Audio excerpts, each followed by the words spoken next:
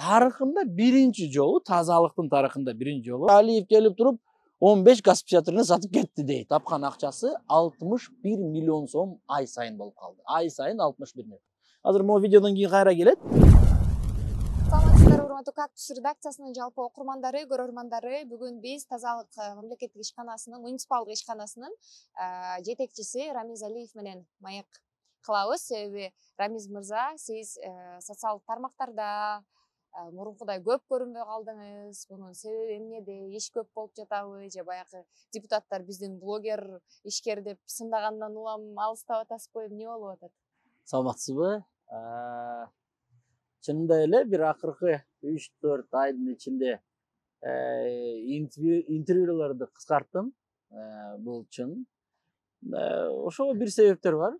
Биринчиден бул жумуш да көп болду. Бирок менин жумушум билебиз түптөн түз ошол массалык маалымат каражаттар менен дайыма байланышта. Кичине интервьюлар анткени алар окшошту бири-бирине. Бирдей болуп калды. Тазалыктын эле маселелери тазалыктын күнүмдүк жумушу. Ошол себептен ошол кичине интервью кыскарттым. Бирок өз Instagram баракчамы, тазалыктын расмий Instagram баракчасында, Facebook баракчасында дайыма өз тазалыктын жалпы жетишкендик жөнүндө, же кемчиликтер жөнүндө дайыма чыгарып атабыз. Дайыма подписчиклар билет. Катталчылар билишет, ошо депутаттар дагы ушул өзгөчө кар жааган учурда баягы карлар жолдор кардан тазаланбай калып атат. Рамиз Алиев ушундай бир блогерлер менен эле блогер болуп кетти деп чыгышпадыбы? Буга өзүңүз кандай жооп берет эле? Чынында эле депутаттар гана эмес, башка да биздин жарандарыбыз көп ой пикирлер ошол өз убагында тазаланбайт деп, жолдор кардан тазаланбайт. Андайлар да көп комментарийлер мен да окудум. Анан бир чечимге келдик. Давайте биз ар бир чыккан сайын кайсы көчө болобу, кайсы көчөнү тазаладык, кайсы көчөгө туз сейилди, ошону биз интернетке чыгарабыз. Азыр менин Instagram баракчам, Facebook, тазалыктын мэриянын сайтына карап коюңуз, ар бир көчөнү саат канчада, кандай машина тазалады, канча туз сейилди, бүт баарын ачык эле элге чыгардык. Бирок тилеге каршы Чыгарсаң кайра блогер. Чыгарсаң, сиз туп-туура айтасыз. Ошого кетип баратам. Чыгарсаң блогер дейт. Чыгарбасаң гана дейт Алиев, гана тазалык иштейт. Анткени бул жалпы тазалыкка сөз айтпайбы? Анан ошол депутаттар айткандан кийин сизге бир сырды айтайын. Ошол эле депутаттар менен өзүм байланыштым. Айттым, хорошо, кайсы көчө тазаланган эмес? Тазалыкка милдеттүү көчө да, сөзсүз. Анткени кээ бир көчөлөр бар, чынында эле аны тазалык делбейт. Анткени билесиз, тазалык негизи тех картанын негизинде иштейт. Бизге мэрия тарабынан, акимият тарабынан тех карталар берилет. Мисалы, могу көчө. Жибек жолу көчөдө тазалаганга тазалыктын балдары милдеттүү. Карды, туз сепкенге милдеттүү. Бирок кээ бир көчөлөр бар экен, картага кирбеген көчөлөр. Бирок тилекке каршы депутаттар айтканда вообще бир көчөнү да тазалаган жоксуз дегенде кичине кээде таарынабыз. Анткени ал калп 27 машина, кээде болду балдар 4 сутка жатты. Мореки контордо жатты, ар бир суткада канча жол тазаланды, ошону бүт баарын чыгардым, бүт баарын көрсөттүм. Мына мореки техника жаны келди. Мореки техникалар жаны келди. Баса, мореки тракторлор, мол мини тракторлор азыр ар бир районго бирден берилди. Ичине сиз өз көрсөңүз керек, азыр мостторду пена менен жууп атабыз. Пена менен, бирок тилекке каршы бир эле трактор болчу, пена менен жууган. Понедельниктен баштап 4-тө чыгат. Ар бир районда остановка жууганга, парапет, жолдун ортосун мындай тракторлор келди да колдонобуз. Мореки машиналарда бул кар жүктөгөн, карды тазаланган машиналарда келди, бул да жаны келди. Мындай машиналарды жок, бул мэрия тарабынан бөлүндү. Бирок өз каражаттары айтсам, тарыхында биринчи жолу, тазалыктын тарыхында биринчи жолу 2023-жылы биз өз каражаттар менен 2 машина сатып алдык. 2 машина. Биринчи жолу өмүр бою тазалыкка мэрия тарабынан акча бөлүнгөн. Аз, мен чыгатам, 2 машина аз экен, 12 миллион сом эле. Биринчи жолу азыр контейнерлерди көрсөтөм. Тарыхында биринчи жолу өз акчабыздан 1100 контейнер алдык. 1100 контейнер алынды. Буга чейин мэрия же ЭБР кредит менен алынган 2015 жылы азыркыга чейин 24 миллионду жыл сайын биз төлөп атабыз. Ошо төлөгөнгө миллеттебиз. О машиналар жаны келди. Бул Китай завод курган компаниясынан 2 белек келди. 2 машина. Бул имараттарды азыр мен көрсөтөм, бүт баарын жанырттык. Асфальт, өзү көрүп атасыз да, бул чый кампасы, азыр ремонт болуп атат. Балдардын эс алуу бөлмөлөрдү азыр баары могу жерде базаны ремонт бир 60% ремонттун бүтүрдүк. Шарттарды түзүп атабыз. Анан могу машинаны көрсөтөйм деп аттым эле. Быйыл мындай бир кар жүктөгөн машина келди. Кыргызстанда буга чейин андай машина жок болчу. Быйыл бул кар менен Быйыл иштедиби? кар менен иштеди. Бирок тилекке каршы ал февраль айында келди. 2-3 карды эле жүктөдү, 2-3 снегопадты, бирок келди. Аз, дагы бир 5 керек. Дагы 5-6 ошондой сыяктуу машина келди. Бул механизация деп коет. Анткени буга чейин көрүп атасыздар, тазалыктын байкуш балдары кол менен жүктөп, ошол трактордун ичинде. А негизи азыр тазалыкта кандай баягы былтыркы маегибизде сүйлөштүк элек, баягы пландар тууралуу, техникалар келет деп. Ошол пландардын канчасы аткарылды, канча техника жетиштүү болуп атабы азыр? Мисалы, салыштырсак, анда эски интервьюда мен айткам. Тазалыктын карыздары жөнүндө 200 миллионго жакын карыздары бар болчу. Техника жетишпейт, анан кийин кызматкерлердин айлыгы, толтура маселелер болду. Эми жетишкендик дейм. Мэрия тарабынан 40ка жакын техника берилди. Былтыр 40ка жакын техника берилди. Ал да бир жетишкендик. Азыр ноябрь айынан баштап, ноябрь айынан 2023 жылда баштап тазалык больше минуста эмес. 5 миллион киреше таап атат. Наконец-то ноябрь айында тазалык плюска кирди. Бирок бир носу бар экен. Бирок өткөндө мен тилекке каршы бир кредит сурадым. Депутаттардан бир кредит сурадым. Алар жок деп атат. Анткени ошол маалыматты угуп, сен плюстасың да. Сенин 5 миллион бар уже көрсө, действительно. Бирок 195 миллион карыздарым да бар экен. Мен 5 миллион сомдон төлөсөм, дагы 2-3 жыл калып калам. Жыл сайын техника алыш керек, десе контейнер алыш керек. Мисалы, 2,5 миң контейнер жетишпей болчу былтыр. Былтырдын ичинде 1100 контейнер алынды. 2400 дөңгөлөк алынды. Азыр тапкан акча, тазалыктын тапкан акчасы 61 миллион сом ай сайын болуп калды. Ай сайын 61 миллион. Салыштырсак, эң өз кыйын убактарында тазалык 24 миллион сом тапкан, 24 миллион. Бирок бир бар экен, тариф да көтөрүлдү, ошону айтыш керек. Тарифтин көтөрүлгөн эсептеси менен где-то бир 40-45 миллион сом болмок да. Бирок 45 миллион сом азыр эмес, азыр 61 миллион сом ай сайын биз чогултабыз. Ал да бир жетишкендик. Мындай контейнерлер тарыхында биринчи жолу өз каражат менен алып атабыз. Мына 1100 контейнер келди. Азыр көрүп бул акыркы партия келди. 1100 контейнер. Бирок дагы жетпей атат контейнерлер. Дагы бир 1500-2000 контейнер дагы керек бизге. Акыркы байкаганым, азыр тазалык кечинде иштеп жатат да. Бул жаңылыкпы же буга чейин деле болчу эле? Азыр кечинде байкам таштандылардын баарын алып, таң эрте биз шыпырылгандарын көрчү элек да. Азыр кечинде иш алып барып атат, кандай эффект болот экен? Таштанды чыгаруу жылды, кичине кечки маал жылды. Анткени күндүз билесиз, күндүз тилекке каршы пробкалар көп. Ошол машиналар ишеге бир кайдыгер айдоочулорубуз ошол парковка кылып атат, ошол контейнер аянтчалардын жанында. Ошого кайрат элем, андай кылбаңыз. Ал мешать этип атасыз. Бирок бул жакында порталдар келди мэрияга. Буюрса ошол порталдар ичке кирсе, анда сөзсүз чара көрүлөт да ошол айдоочулар үстүнө.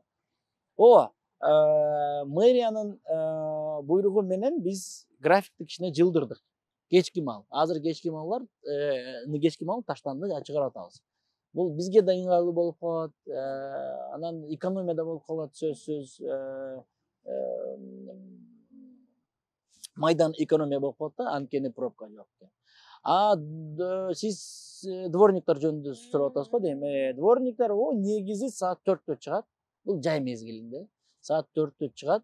Негизи 6-га чейин алар ошол прибордюрный часть деп коет. Ошону шыпырып даярдап, анан кийин уже күндүз болсо өтө тротуар болобу, же арыктар болобу, ошо тияктуу. Сиз тууралуу профсоюздун кызматкерлери тарабынан айтылган айыптар болду эле. Ооба. Анан ошол маселе эмне болду? Эмнеден келип чыкты? Кантип чечилди? Чечилдиби?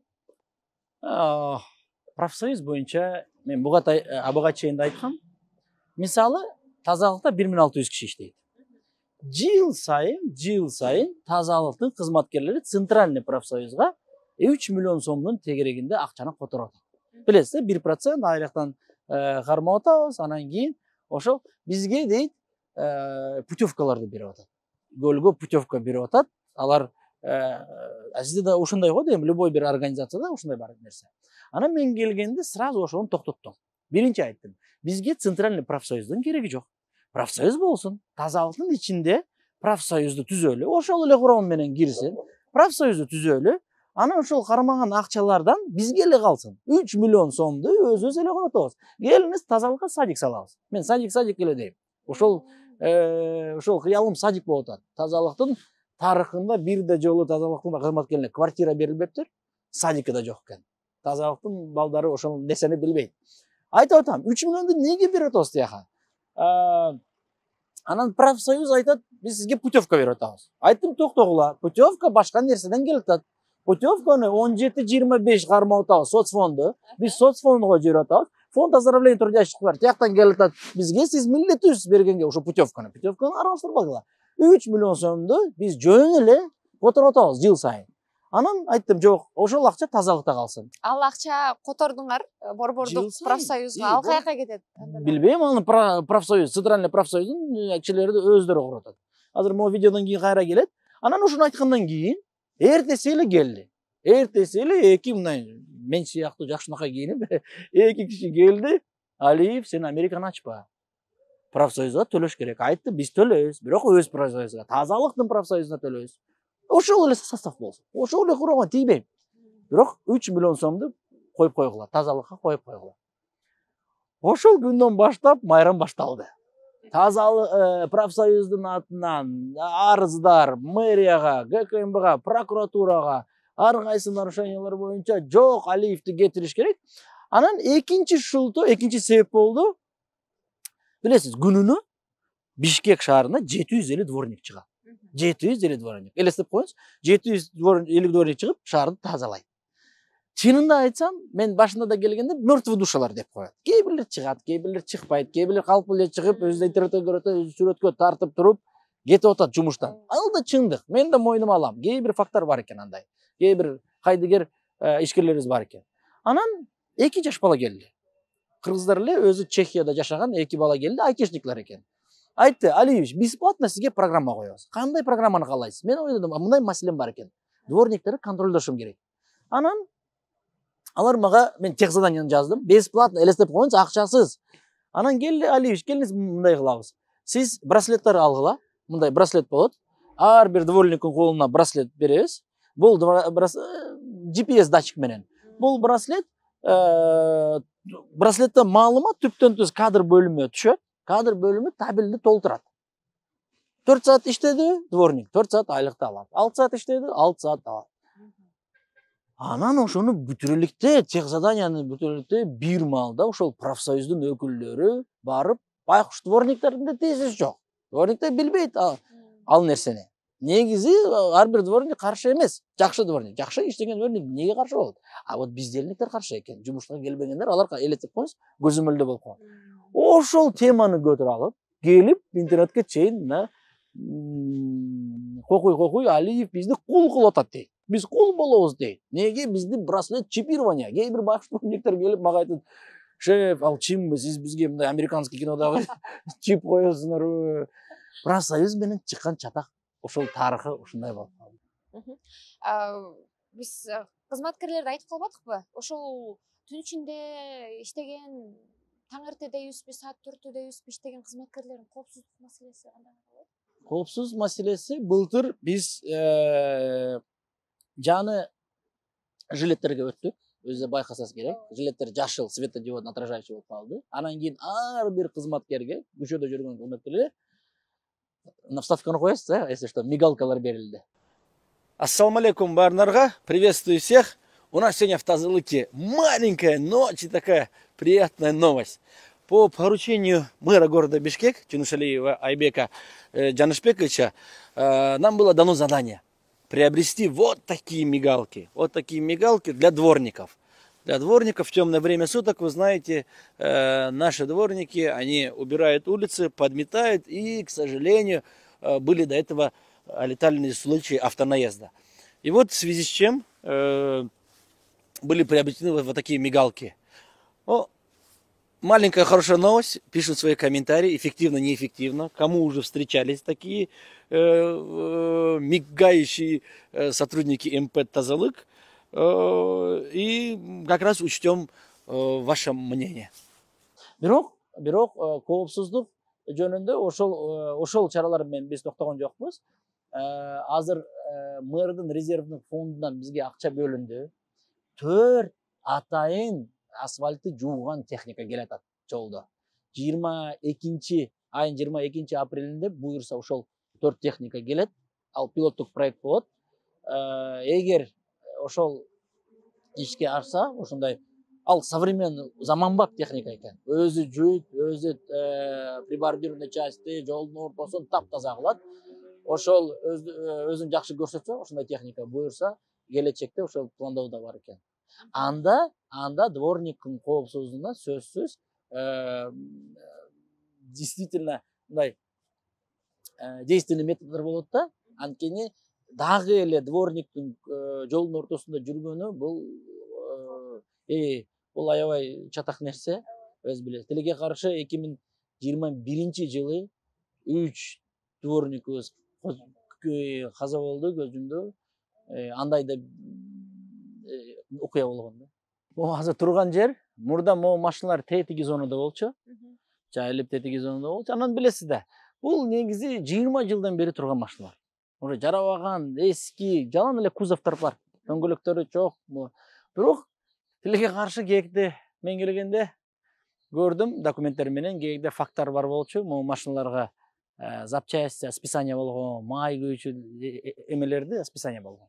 Ошол себептен мен бир чечимге келдим. Давай могу машиналарды аукцион менен сатам. Машинада эмес, бул каркас экен. Бул каркастан, бул машинанын мысы да жок. Бирок билесизби, бул да бир өзүнчө эле бир чатак нерсе. Анткени документ боюнча мореки бул машина экен. ГАЗ-53, билбейм кайсы жылкы, ГАЗ-53 документ боюнча. Анан эч ким билбейт, элестеп коюңуз, 5 жылдан кийин. 5 жылдан кийин бирок документтерди караса, Алиев келип туруп 15 ГАЗ-53 сатып кетти дейт. Ойлодум да эмне кылайын. Бирок ошол машиналарды жоготуш керек. Базаны тазалаш керек. Мына таптаза болуп калды. Анан мындай чечимге келдим. Ар бир машинанын фото таблицасын түзүп туруп, ар бирөөнү беспрерывный съемка, видео тартып интернетке чыгардым. Инстаграмга жүктөдүм. Мындай каркастар бар экен. Келгиле, аукциону департамент аркылуу аукционго чыгардык. Келип алгыла, пожалуйста. Мындай керек болсо, бирок элден да кичине негатив болду. Анткени келген кишилер өз наразычылыгын билдирди. Айтат: "Алиев, сен эмне мындан болбогон машинаны сатып атасың?" Я говорю: "Конечно, жок, мен сага нормальный машина сатайынбы. Бул каркасты алсаң, албасаң, көбү сатылды, бир аз калды. По-моему, 9 штукты калды. Мындай металлдардан.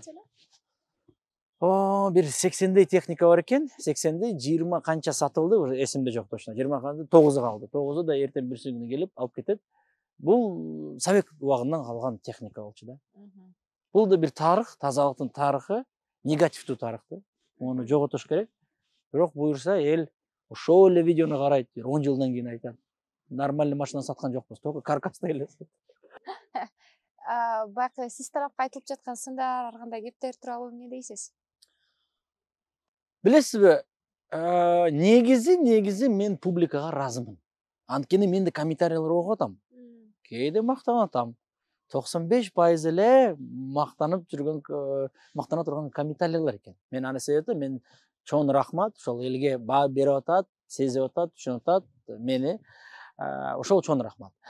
Ошол туурабы, туура эмеспи, менин оюмча ошону тарых көрсөтөт. Бирок негатив нерселер, ой пикирлер ал дайыма бар экен. Вот элестеп коюңуз, ал чындык да, тазалык биринчи жолу тарыхында биринчи жолу прибыльга чыгыптыр. 5 миллион аз, 5 миллион бирок прибыль бар экен. Биринчи тазалык өз каражаттан машина алыптыр. Аз, 2 машина эле. Биринчи жолу тазалык өз тарыхында 1 жылдын ичинде 1100 контейнер алыптыр. Дөңгөлөк. Болбогон нерсе экен. Ал сөздүн ачыгы мен да мактанам ошол менен. Ал да менин бир жумушум да, мактанам. Адекватный, нормальный киши эгер меники чын болсо, эгер ошол сөздөрүм чын болсо, айтат, ну молодец. Молодец иштеп атат. Бирок кээ бир жарандар бар да. Жарандар бар, в любом случае жакпай атат агачы. Мен сизге бир нерсе айтайын же. Мен неге тарынбайм? Өткөндө өлкө башчыбыз жаңы роддомду ачты. Московский менен Бакамбаевдин ортосунда. Тазалык ачканга чейин билесиз келип санитарный очистканы карап атат. Санитар биз тазалап биринчи жолу мен кирдим. Жаңы объекттерде кирип карадым. Кирсем евро экен. Өзү да кирип коюңуз. Супер евро роддом ачыптыр. Московский Лагвиненко Бакамбаевдин ортосуна кирип таң калдым. Ого, жакшы экен. Анан эртең ошонун ачылышын көрдүм. То есть тазалыктын балдары кирип тазалады. Анан көрдүм. Анан комментарийлер окудум. Көрсө 70% негатив экен. Не кереги бар роддомдун? Лучше жол салгыла, лучше жолдун кереги жок. Суу салгыла, суунун кереги ким азыр 100% өзүнкүлөр эле келет, чоңдорго роддом салышты. Анан ошону угуп туруп айта, Рамиз меники Кудайга шүкүр. Меники жакшы экен, хейтерлерим аз экен. Элесип, жаңы роддом ачып атпайт, бирок жакта негатив, эл негатив таап атат. Андайлар да жарангай. Но меникилер красавчиктер. Меникилер красавчиктер бүтүн мага сөзүн ачык дух берип атат. Элестин какая ответственность. Жолуккан киши эле мактаса, сени ты же переживаешь, блин, ошибка кылбайм деп атасың. Сонун, мээңиз үчүн рахмат. Рахмат.